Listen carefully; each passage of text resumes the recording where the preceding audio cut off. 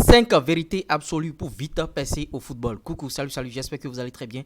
Bienvenue dans cette émission. Je m'adresse ici aux footballeurs ou tout autre acteur intervenant dans ce secteur. Donc, si vous partagez cette thématique, vous savez ce qu'il y a à faire. Likez au maximum. Abonnez-vous parce que ces derniers temps-ci, il y aura beaucoup de contenu à toutes les heures. Il y aura de contenu. On va vous satisfaire. Pour des joueurs qui me posent des questions, qui m'envoient des questions, des messages comme quoi, comment je vais faire pour progresser, dans quel pays aller, tout ça là, je vais répondre à toutes ces questions au travers de mes vidéos. Donc, si tu n'es pas encore abonné, la première des choses à faire, c'est de le faire et de liker bien sûr cette vidéo et de partager avec tes amis du centre de formation. La première des choses, déjà, pour vite percer, c'est une vérité absolue. La première des choses, c'est-à-dire, c'est ton lieu de résidence. Ton lieu de résidence influe largement sur ton football. Si tu es dans un village, je prends le cas africain ou bien le cas européen. En Europe, si tu es en campagne ou bien si tu es dans un village en Afrique et tu espères vite percer au football, c'est une grosse erreur. Il faut déménager, va rapidement en ville parce que c'est là-bas il y a les opportunités. C'est là-bas il y a les tests de détection. Les recruteurs ne viennent pas dans les villages pour organiser des tests de détection parce que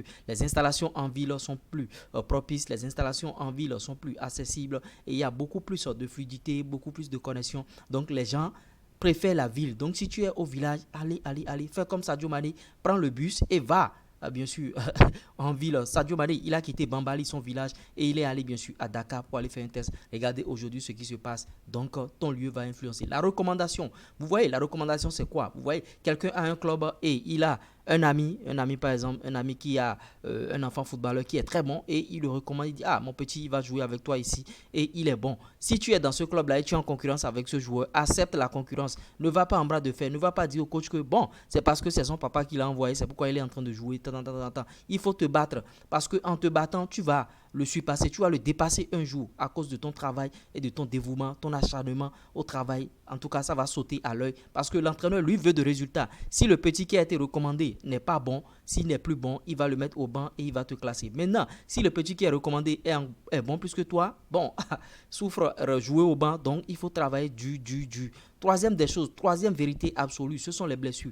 Les blessures peuvent briser toute votre carrière. Les blessures peuvent freiner votre carrière. Donc, il faut éviter au maximum les blessures. Pour éviter les blessures, j'ai toujours conseillé sur cette chaîne, il faut avoir une bonne hygiène de vie. Ne pas aller en boîte de nuit, matin, midi, soir, ne pas se promener et il faut beaucoup se reposer. Sinon, vous allez vite vous blesser et votre carrière sera brisée. C'est pourquoi il faut avoir un plan B, un plan C, un plan D. Au cas où le football ne va pas marcher, qu'est-ce que tu vas faire dans ta vie?